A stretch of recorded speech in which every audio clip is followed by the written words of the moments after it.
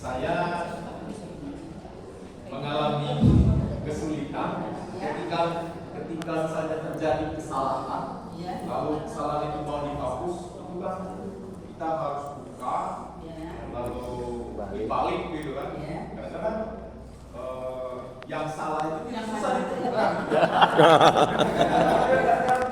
Kalau saya itu triknya itu menghitung dulu. Bariskan itu kita pasang di sini di kertas, udah ditulis itu ya. Di mana letak salahnya kita baris beberapa dulu itu dari angka 1, 2, 3 misalnya gitu kan. Kita kan sudah hafal ya. Di baris mana yang salah? 1, 2, 3. Kalau yang salah nanti dari sini dihitung kotaknya. Kotak keberapa ya? 1, 2, 3 seperti itu. Baru kalau udah ketemu, oh ya nanti pas dibalik itu akan ketahuan, oh iya tadi di baris 3 kotak kelima misalnya seperti itu. Kalau saya gitu ya. Coba nanti ditanya ini para pakar, gimana pakar braille, gimana kalau mengatasi kesalahan pembetulan penulisan yang salah. Oke, kalau saya misalnya salahnya saya mau nulis huruf D gitu ya, terus ketusuk titik 2 nih, kan misalnya D itu sampai Fatima ya, ketusuk jadi G gitu. Ketusuk. Nah itu nanti kalau triknya kita baca dulu paling kan, kita baca dulu kalimatnya. Oh ini salah, hapus gitu kan. Kalau yang ini para editor, kalau ada kesalahan itu gimana yang pembetulannya? Bisa saja begini, kalau misalnya kita baca tulis supaya nanti tidak terjadi kesalahan, supaya gampang menghapus, tandain aja pakai ini. Ketika kita merasa ini salah, berarti kita menggunakan 2 alat nih, antara stylus dan pensil atau pulpen. Kipada Nah, kipada. cuma masalahnya tetap dihitung tuh. Jadi nanti yang salahnya di baris keberapa, kalau gitu kotak rasanya susah. Udah aja kita di baris keberapa, misalnya kita salahnya di baris sebelum kita bongkar, kita buka, hitung aja dulu apa namanya barisnya. Nah nanti dibaca dari permulaan baris yang diidentifikasi salahnya. Soalnya kalau hitung kotak kelamaan, ya. Jadi yang paling cepat untuk kita saat menulis menghapus yang salah, itu barisnya aja Pak. Baris ya? Ya, itu baris. Titik dan titik. Ya. Jadi beda baris. itu baris. Ya. Ya. Jadi ketika baris ketiga bilangnya kita salah, ya baca saja dari awal baris ketiga, pasti ketemu. Karena hanya di situ aja. Nah, kalau pada itu baris, wah lama memang. Ya. Terima kasih ya. Jawaban yang sudah mewakili ya. Jadi intinya kalau digabung itu berarti dihitung baris dan menggunakan pensil atau pulpen untuk ditandai. Diberi tanda baru dibalik dan ditahan. Ada lagi?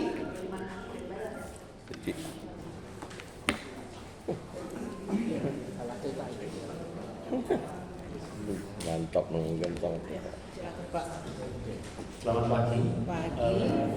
Kemarin itu saya menemukan beberapa kesalahan cetak itu. Iya. Misalnya Yeremia ditulis Keremia. Ya. Terus kapada atau kipada. Ya. Berita Barato. Kan kadang-kadang ketika membaca terus kemudian multitafsir. Jangan-jangan hurufnya yang salah atau kami yang salah membaca. Betul. Nah, sampai diulang mungkin lebih dari 10 kali. Ya. Nah, terus untuk mengatasi supaya tidak multitafsir mungkin malah menyalahkan diri sendiri. Bagaimana? Ya. Siap. Berjam-jam. Berarti Bapak ini sudah bisa membaca. Oh, mahir dia. Karena sudah bisa mengedit mana yang sudah. Syukur Pak, bagus ya. Coba Ya. edit yang ini juga. Iya. Sudah bisa menelaah ya. Bisa nanti besok Editor. Wih. ini Pak ada Didi. Pak Asep yang juga untuk menjawabnya. Mari kita dorong. Mari kita dorong Mas Didi. Selamat ya.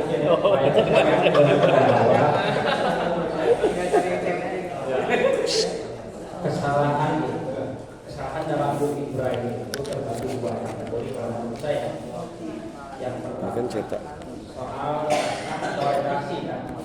Nah kalau naskah orasi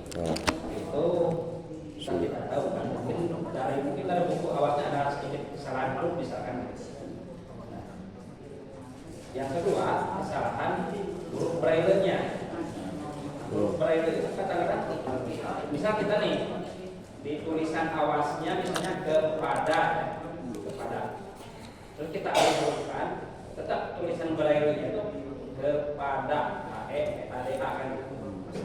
Nah di mesin braille itu sebenarnya ada sebuah penyakit namanya itu ada istilah lost dot dan ghost dot. Kalau lost dot itu berkurang huruf, kalau ghost dot itu bertambah huruf. Nah tadi saya ketik braille-nya itu braille masternya itu yang kami di komputer itu sudah kepada akan gitu. Tiba-tiba kita print misalnya Injil jilid 1 misalnya kepada betul benar. Nanti di jilid kedua kadang-kadang kalau dia udah kasar itu udah kelelahan ya, menjadi kepaca jangan gitu. Kadang-kadang nanti kepada jadi kepaga gitu. Karena ada kesulitan yang semacam itu yang di luar kontrol kita sebetulnya. Karena printnya banyak itu kan, Ya. ratusan ya, ribuan lah. Jadi mungkin terulang, akhirnya mesinnya itu apa ada yang menyumbat, yang Lost. kotor, debu, itu juga akan mempengaruhi. Kalau misalnya contoh ibu bapak di dilihat gitu kan, tulis kalau si lubang yang di bawahnya tertutup bakal tembus nggak ketika ditutup? Kadang-kadang si lubang itu tersumbat bisa ya, tersumbat. Yang titik 1, 2, 3, 4, 5 kali tersumbat, karena debu atau karena apa? Nah kemungkinan besar ketika ibu bapak nulis itu nggak akan bertusuk. Nah seperti kasusnya gambarannya.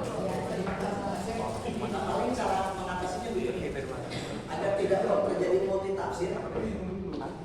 Misalnya kita sedang membaca, sedang mentranslate Injil dari awas ke braille, menemukan kalimat-kalimat ganjil yang paling kita mencarinya katalognya, mencari katoliknya. Misalnya kita mencari, misalnya terjadi kesalahan bab 1 ayat 25, ya kita cari itunya saja di Google. Disamakan ya. Disamakan biar tidak terjadi multi tafsir. Terima kasih. Ya, terima kasih Pak Sep ya, pencerahannya ya sudah cukup. Dan kalau penasaran berarti ini harus berkunjung melihat seperti apa braille box itu, seperti apa prosesnya pembuatan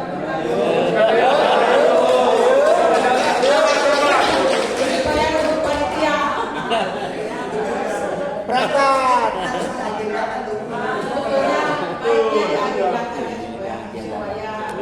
melihat ya seperti apa sistem kerja dari percetakan buku itu seperti apa. Kan kalau yang awam itu jangan-jangan petugas itu menulis satu lembar kan seperti itu ya. Karena tidak seperti itu.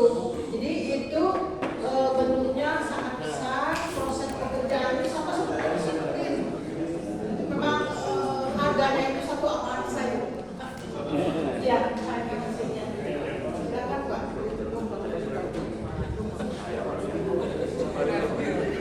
Baik, terima kasih. Saya menyambung dari yang disampaikan oleh teman tadi menyambut penggunaan kertas dalam Alkitab atau buku ini. Mungkin saya secara pribadi atau juga teman lain yang maknanya sudah agak terabur, itu memang sungguh-sungguh mengalami kesulitan ketika kertasnya ini berwarna putih, lalu tusukannya itu juga berwarna putih. Ya, dan tadi Ibu sarankan bisa dengan kertas berwarna lain. Tapi kalau ketika kita tusuk, dia akan meliputi warna kertas itu. Sehingga meskipun ini mungkin sudah secara internasional, apakah di tingkat lokal, apalagi di tingkat indeks pembelajaran seperti ini, ujung dari pen ini dikasih tinta begitu. Ini usul saya. Lalu yang kedua, Apa kalau yang belum sampai di sesi evaluasi koreksi. dikasih warna pun repot juga. Kita belajar huruf Braille ini ibarat dulu kita masuk kelas 1 SD, ya itu kan bertahap. Belajar A, B, C dan seterusnya itu setahun 2 tahun baru kita kuasai. Apalagi belajar Braille, ya sudah tadi disampaikan oleh Pak Andi, nanti besok atau lusa itu kita akan diberi acak begitu untuk tampil di hadapan para uskup untuk membaca Alkitab. Saya sangat khawatir kemampuan kita ini berbeda-beda, ya. Jangan sampai secara psikologis memalukan kita para peduli. Karena itu baiklah kalau kita sepakat ada teman yang punya kemampuan baik, kita percayakan supaya mereka itu ya mewakili kita semua, ya. Nah, jadi ini berdoa umat saya supaya bisa terkabulkan nanti di Amin. kali ini. Terima kasih. Ini katanya gimana kalau pennya dikasih warna? Sulit ya, sulit. Pennya dikasih warna seperti pulpen biasa. Kayak ini ya. Kemampuan meraba. Dan jalan. Dan jalan. Hah? Enggak, ini kan dan. Ini dan. Ini kan J. Ini E. Ini L. Ya kan? Atau dan J. Jawa. Terus kenapa kita menggunakan kertas seperti itu? Karena mesin Braille printer kami memang sudah ditemukan secara internasional menggunakan kertas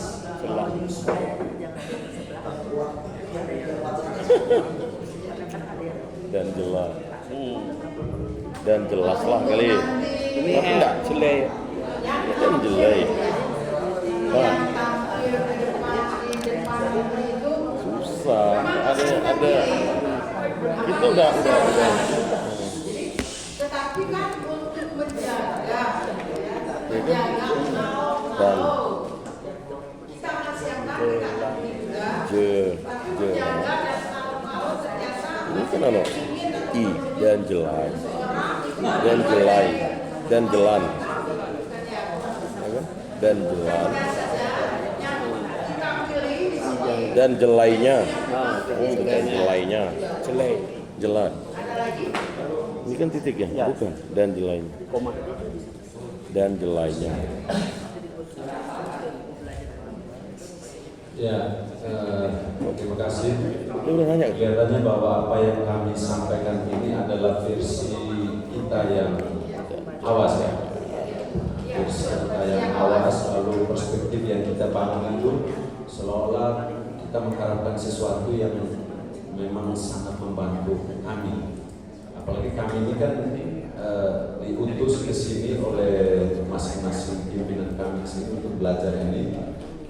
Lalu setelah beberapa hari ini saya mulai merasakan bahwa memang huruf Braille itu khusus untuk mereka yang tidak bisa melihat, karena ciri khasnya itu adalah meraba. Sementara kami di sini disuruh datang untuk Melihat. hanya meraba, tapi juga punya kemampuan untuk melihat secara kadang-kadang saya meraba.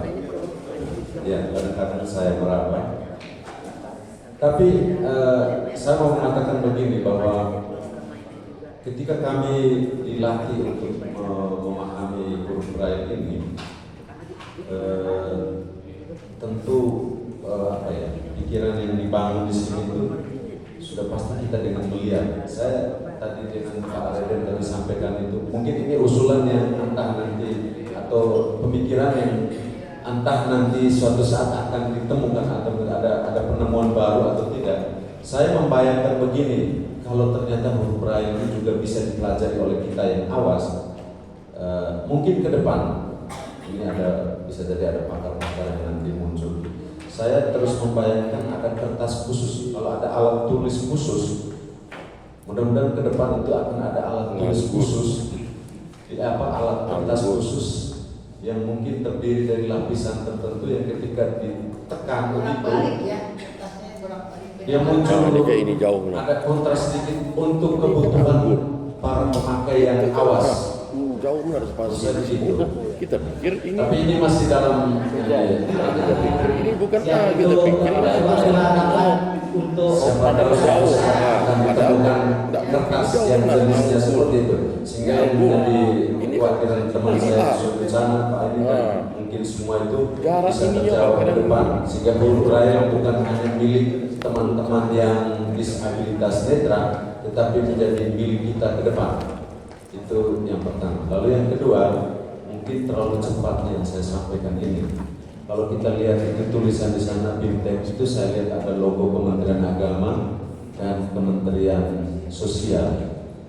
Nah, mudah-mudahan sertifikat yang nanti kami dapat nanti ditandatangani oleh dua lembaga kementerian ini, sehingga mungkin akan menjadi sesuatu yang entah berguna atau tidak setelah kami selesai mengikuti kegiatan ini. Terima kasih. Terima kasih Bapak. Mungkin perlu juga kami informasikan bahwa teman-teman ini kalau menulis untuk pribadi, untuk catatan, tidak selalu memakai kertas putih atau merah putih, tetapi majalah bekas yang dibaca. Semasa kuliah, semasa belajar itu majalah bekas, buku telepon. Itu jadi rangkap 3 dipakai belajar pakai catatan beliau. Jadi bukan kertas yang tidak harus rata-rata yang penting ada lebih suka itu buku telepon dan ya karena regelnya itu biasanya akan dibalikkan gitu ininya. Itu karena muatnya banyak, isinya banyak buku telepon itu atau majalah. Jadi akan rangkap 3, dibikin rangkap 3 untuk catatan selama masa kuliah, semasa apa. Jadi itu yang dipakai. Jadi tidak selalu harus kertas putih polos atau kertas polos. Itu. Jadi itu. Jadi karena memang beliau teman-teman ini tidak perlu melihat apa yang ditulis. Itu. Jadi yang penting bisa diraba. Itu mungkin jadi dan mungkin kita membayangkan printernya dulu, ya. Printernya itu memang ada yang sebesar printer kita, lebih panjang dikit, lebih pendek dikit. Tapi isinya di sana itu hanya 6 titik, hanya 6 jarum, 6 jarum laki-laki, 6 jarum perempuan. Nah, jadi untuk saling nanti akan menimbulkan titik timbul itu. Nah, seperti dibilangkan Pak Asep tadi, mungkin akan tersumbat. Itu sering sekali tersumbat karena debu dari kertas. Jadi seharusnya titiknya muncul, akhirnya munculnya setengah, bahkan mungkin tidak muncul. Itu. Jadi yang kita bayangkan bahwa itu hanya 6 titik, 6 jarum yang ada itu, 6 pasang jarum di printer kita itu. Tetapi harus mampu mencetak yang kita inginkan. Begitu cetakan banyak, kita lembur seharian, yang mungkin dia kalau kita mungkin bisa TBC mungkin insunya sudah kecapean gitu. Jadi itu seringnya itu kadang-kadang kitanya manusianya memaksa harus banyak, tapi mesinnya yang panas biasanya panas atau apa itu gitu. Itu mungkin hanya sedikit tambahan aja untuk pengetahuan kita. Mengapa mungkin ada titik yang timbul, ada sampai ada yang tidak muncul atau itu kenyataannya begitu. Terima kasih Bapak Ibu. Ada lagi yang masih penasaran? Saya.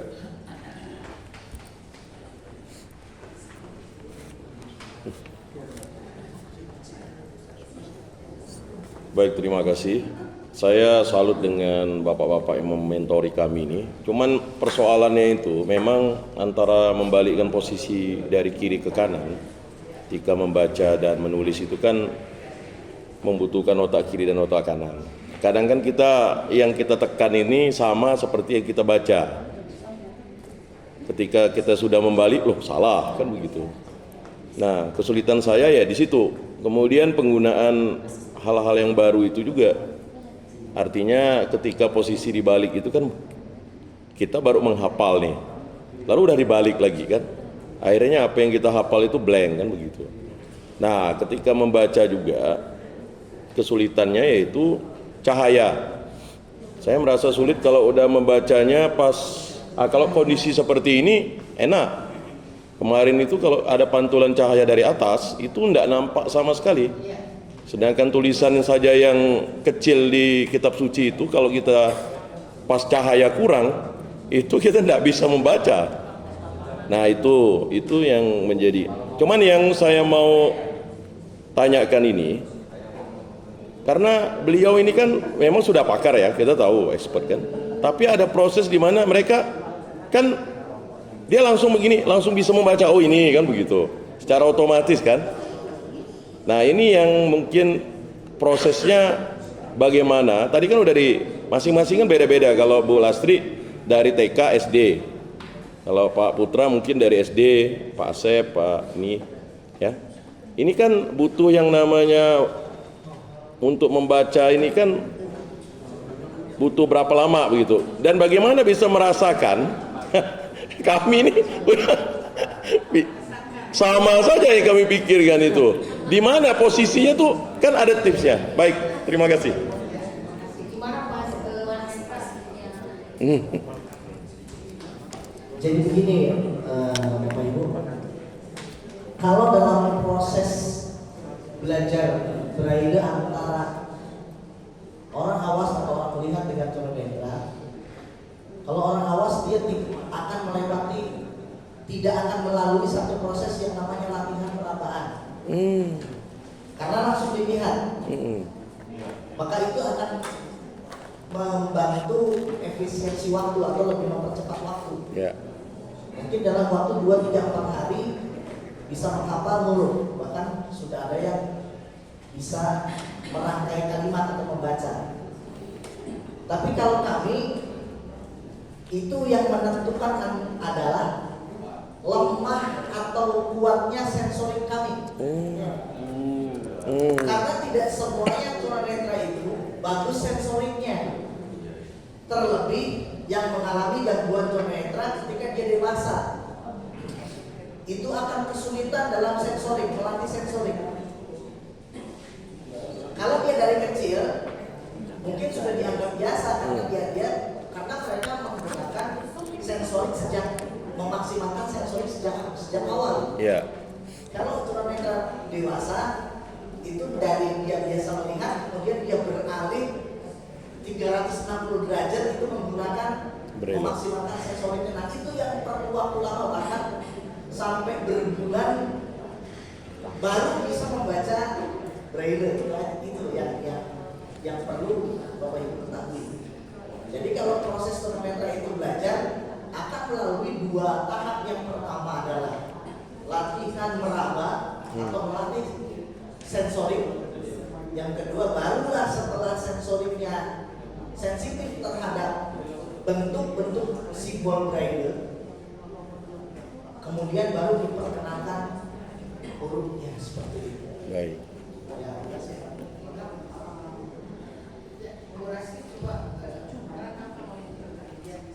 Mungkin kliknya gini. Kalau misalnya nulis kita ingat bentuknya, kalau baca ingat bentuknya. Gitu kalau menurut saya. Iya.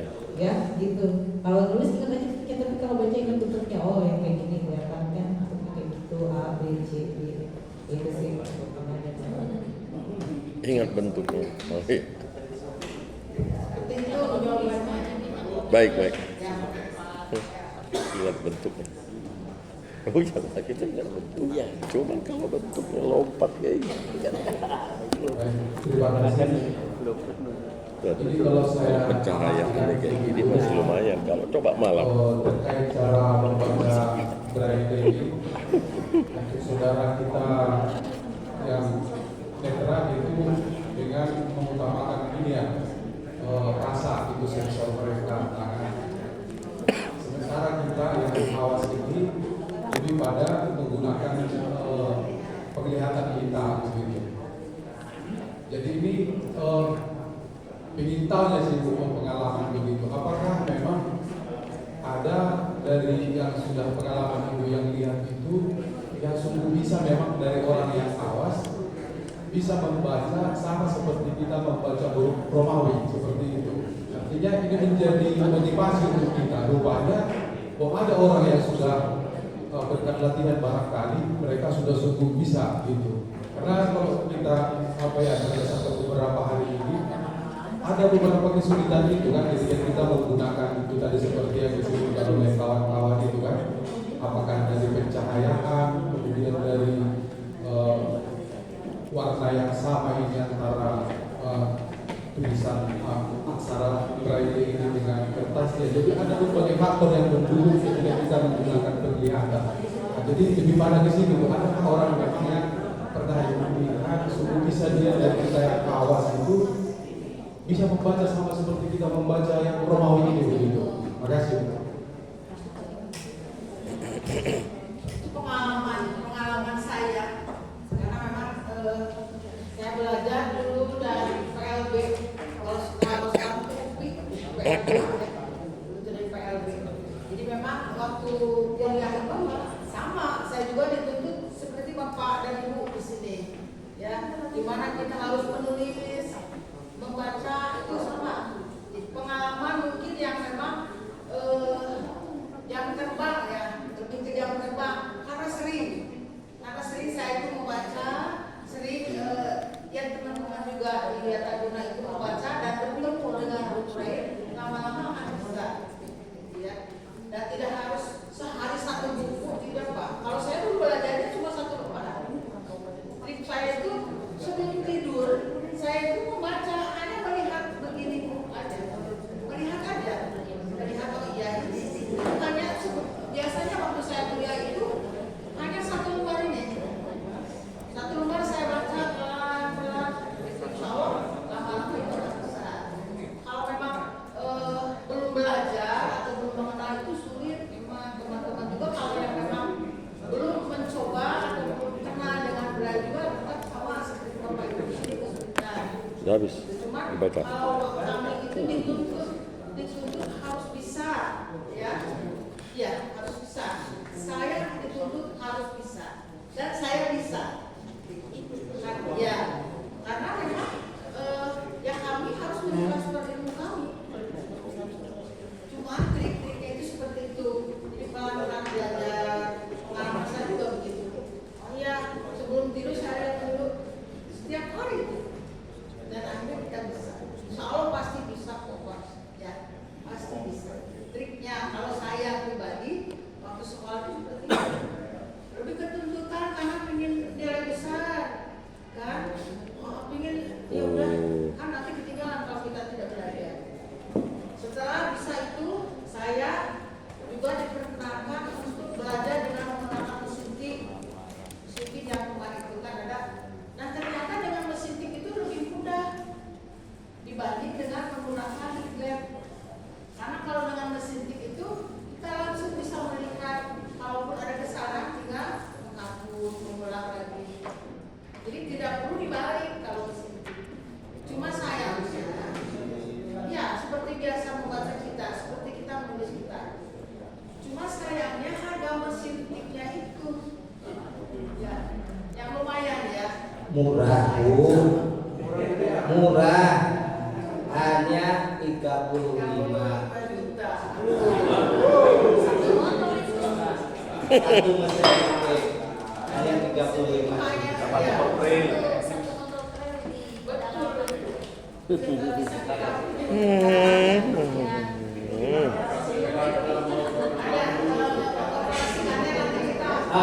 Ini Pak Juandi yang akan memberikan contoh pengoperasiannya.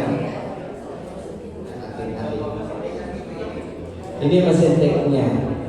Semua besi.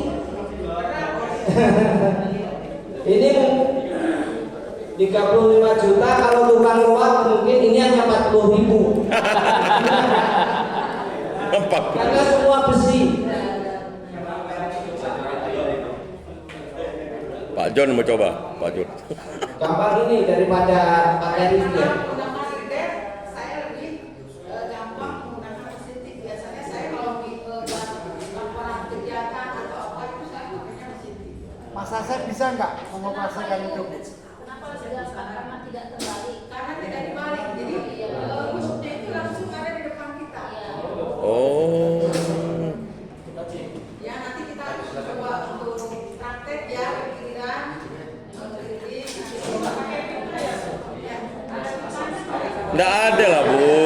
Ya Allah. Hanya yang mengoperasikan hanya 6 jari. Tidak ada. Hanya 6 jari.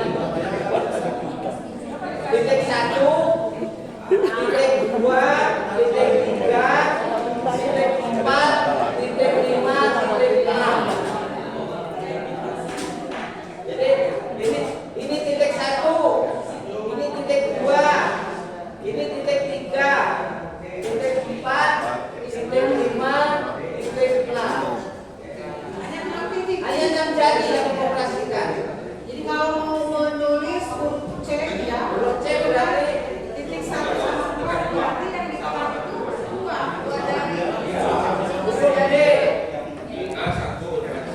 huruf E, Oh, tergantung ini dia. huruf G, Jadi ditekannya berbarengan. huruf H. Oh, bareng. Bareng, ya. Kalau misalnya 3 titik berarti 3 titik yang ditekan. Tekannya bareng. Bareng. Kalau misalnya yang titik 6 titik berarti 6-6-nya kita tekan. Oh. Lebih sulit sebenarnya, tapi Ya tergantung kebiasaan.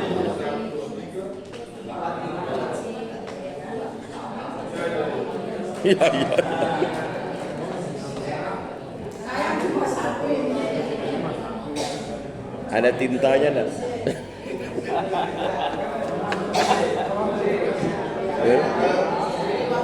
Ada warnanya.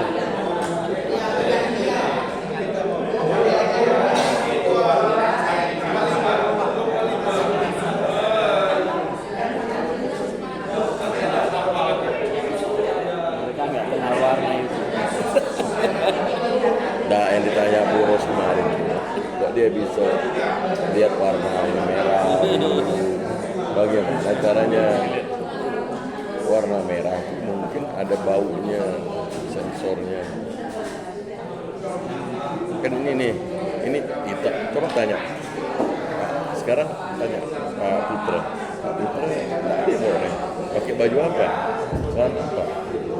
Bapak Ibu sekalian, kenapa kalau kebanyakan ibu ini kalau membaca itu kan kalau belakangnya suka sulit ya. Dan saya juga sebagai Semua pergi ke sana mau ngantam mesin tik itu.